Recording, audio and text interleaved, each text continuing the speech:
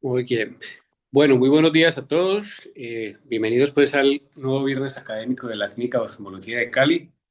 Como siempre, arrancamos a las hora en punto para honrar a las personas que llegan a tiempo. Hoy tenemos una invitada muy especial que es la doctora Wendy Reyes.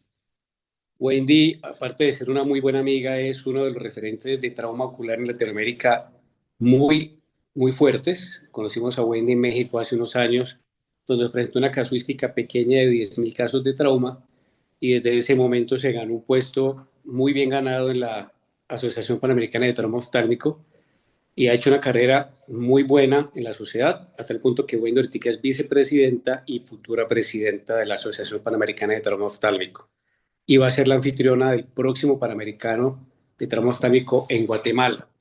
Wendy tiene unas charlas muy interesantes para las personas que les gusta el trauma y que asumen que trauma es igual a retina. Wendy es el ejemplo perfecto de que no es así. Wendy es segmentóloga córnea, segmento anterior, y tiene casos de trauma fantásticos. Y una de las charlas que más nos gusta es esta que nos va a compartir hoy, que es mordeduras o ataques oculares por animales.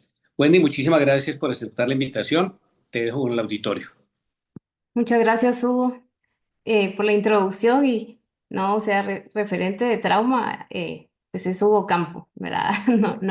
No te quito el puesto. Así que muchas gracias a la Universidad de Cali por la invitación. Les voy a compartir aquí la pantalla de la presentación ya. Em, Entramos de lleno a lo que es trauma ocular por ataque de animales.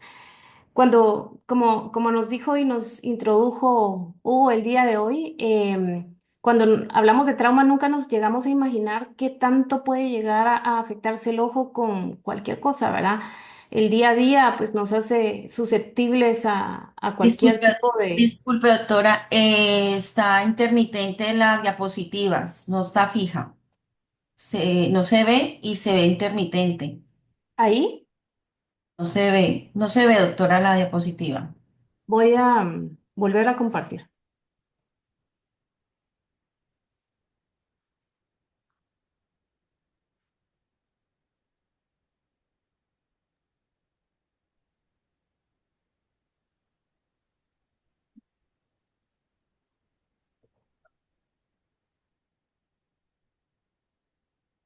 No, todavía no.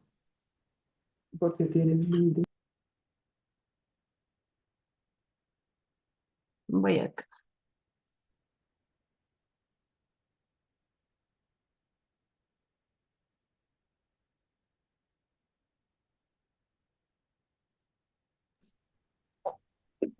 Ahí se está viendo, espérate a ver.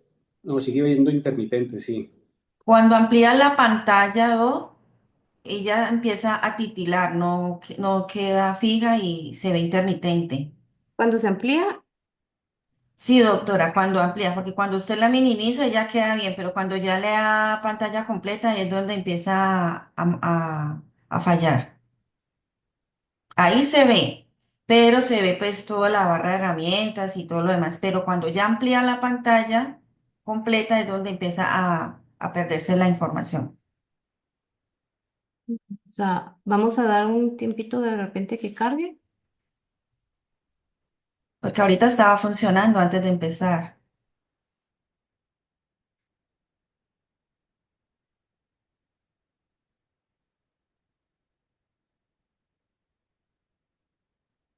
¿Y ahí? No se ve, doctora. No se ve. No, señora. No se ve. Y si lo pasas minimizado, se ve muy mal. Creo que No hay lo voy ningún a problema. pasar, lo voy a pasar minimizado entonces. Sí, creo que es más fácil. Y voy a ampliar lo más que pueda la. Exacto. Ahí se ve bien, doctora. Ahí se ve, exacto.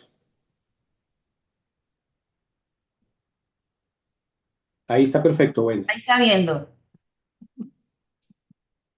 Bueno, entonces, decía que pues no nos imaginamos cómo nos vamos a llegar a afectar. Entonces, cuando hablamos de animales, ¿cómo pueden llegar al ojo, verdad? No, cuando nos imaginamos animales, lo primero que se nos viene son mordeduras, como dice Hugo, pero estos pueden llegar a comportarse cuando son muy pequeños como cuerpos extraños, como miran esta pequeña hormiga acá que se incrustó en la conjuntiva y que pues solo con retirarlo el paciente se va a aliviar. Ustedes miran acá una conjuntiva no tan inyectada. Sin embargo, acá notan una reacción inflamatoria, a pesar de que no es una foto. O sea, yo aquí la agrandé mucho para que ustedes notaran que la reacción inflamatoria de la conjuntiva es mayor, hay más secreción. Esta es una ninfa de Chinche, así fue identificada por el paciente, porque este paciente es ingeniero agrónomo. Y esta ninfa de Chinche lo que investigamos es que como mecanismo de defensa secreta una orina y cuando secreta la orina ya no se comporta como un simple cuerpo extraño, sino que finalmente se va a comportar como una quemadura química y entonces va a ser una conjuntivitis química y eso va a ser una reacción inflamatoria más fuerte y va a crear más dolor a nuestro paciente. Y finalmente, pues aquí sí vamos a tener que utilizar antibióticos, esteroides, mientras que en esta hormiga probablemente aquí sí lo más seguro es que vamos a necesitar únicamente, em, pues nada, o sea, solo retirarlo y el paciente va a sentir completo alivio. Pueden llegar volando también al ojo, como este otro caso. Este caso me gusta mucho. Este caso es un caso muy inusual. Es un paciente, yo aquí les iba a explicar quién refirió ahora, pero a lo mejor les voy a contar qué le pasó. Este paciente estaba volando pues, en su avioneta, iba a aterrizar ya en el aeropuerto, pero les dijeron que pues había tráfico aéreo, los mandaron ahí sí que a dar una vuelta, pero aquí cercano a la capital de Guatemala hay un basurero muy, muy grande. Y ellos estaban volando como a 10.000 pies, entonces a esa altura pues ya hay muchas aves, estas carroñeras, aquí se llaman sopilotes, no sé cómo se llaman en Colombia. Pues estas tres se vinieron al windshield, dos volaron hacia arriba y una se estrelló al windshield. Si ustedes notan acá, el windshield está completamente quebrado. El ave se partió en dos. Aquí está la cabeza, si la logran ver, del ave y la otra mitad pues es el cuerpo del ave, que fue lo que impactó al paciente en el globo ocular, que iba manejando de piloto, ¿verdad? Y le causó un trauma ocular contuso.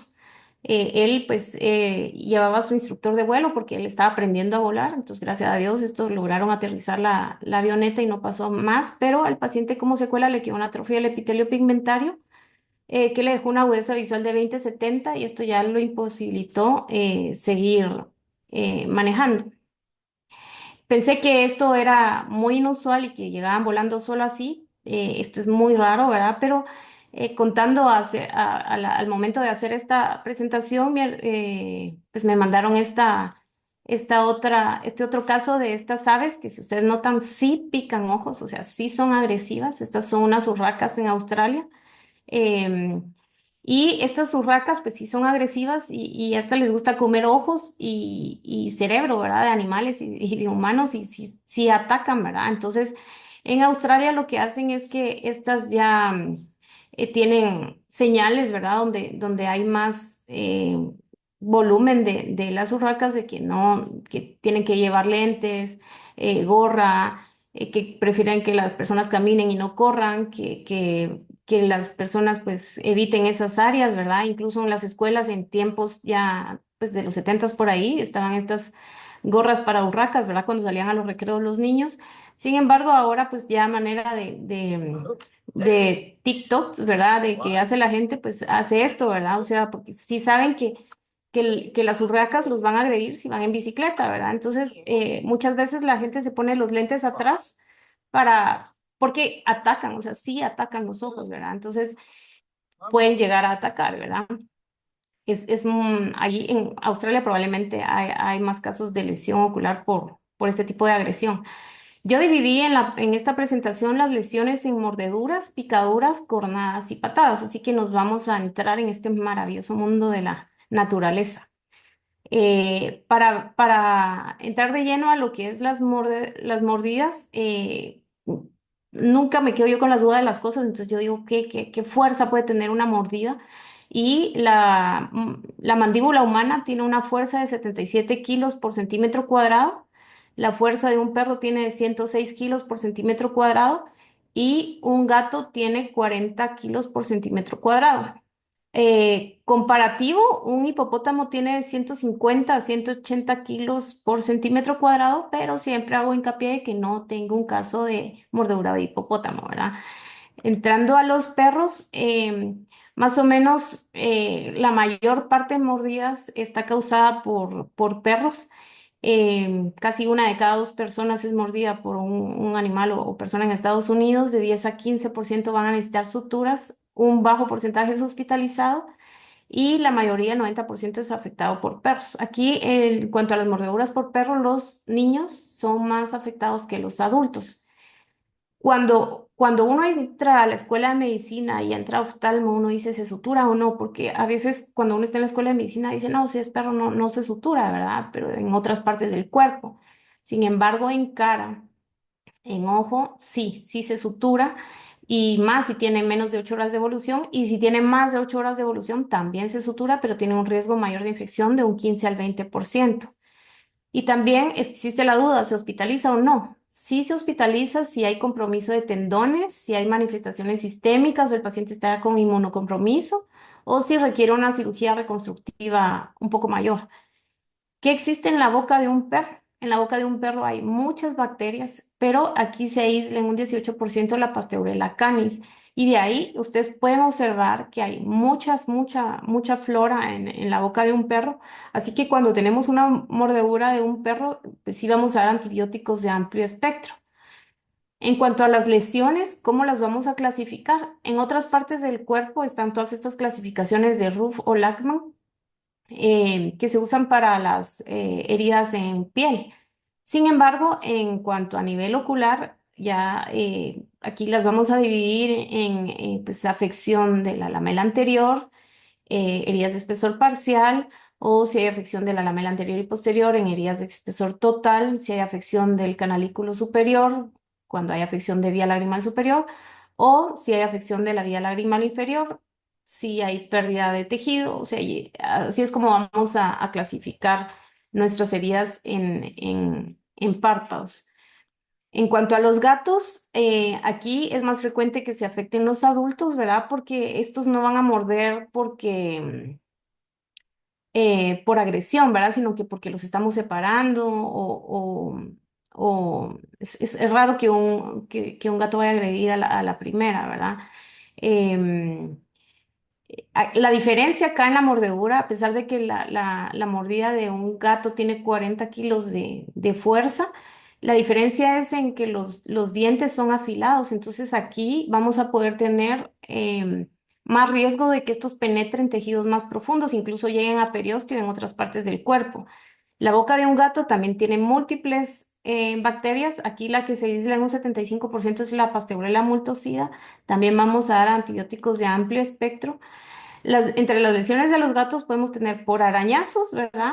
Las uñas de los gatos se pueden quedar trabadas en la piel por la forma que tienen y esto puede crear heridas por abulsión. Esta es una herida creada por un gato, ¿verdad? Todos estos casos son casos reales, estos son casos atendidos por mi persona. Y este otro es por una mordedura. Si ustedes miran, pareciera una herida lineal pequeña. Sin embargo, como les mencioné anteriormente, lo agudizado de los dientes hace que esto penetre más y finalmente esta es una herida de espesor total, ¿verdad? Hay que revisar tarso y al final está afectado. En cuanto a las reconstrucciones de los párpados, hay que hacer una reconstrucción anatómica y funcional, especialmente porque los más afectados son niños, ¿verdad? Entonces no se puede solo suturar, ¿verdad? Así, en esto hay que saber que puede estar afectado el músculo orbicular. Así que para que no nos quede el paciente con tosis, vamos a hacer una reconstrucción funcional también. En cuanto a los humanos, aquí los dientes no están como los gatos, ¿verdad? Afilados, sino que son rectos, ¿verdad? Entonces la mayoría de las lesiones van a causar un hematoma y solo a veces van a causar desgarros, ¿verdad? Excepto en apéndices carnosos como orejas, la nariz o ciertas partes nobles que pues pueden ser cercenados si estas llegan a ser mordidas. ¿Qué tiene la boca de un humano? a diferencia de los gatos o los perros, la boca o la saliva de un humano tiene hasta 100 millones de microorganismos por ml. Entonces eso representa que más o menos tengamos 190 especies de bacterias. Entonces aquí estas tienen más riesgo de infección que la de los perros y gatos. Este es un caso clínico de una persona de 46 años, quien estaba haciendo fila en el colegio de su hijo y otra persona pues se coló, así decimos aquí en Guatemala,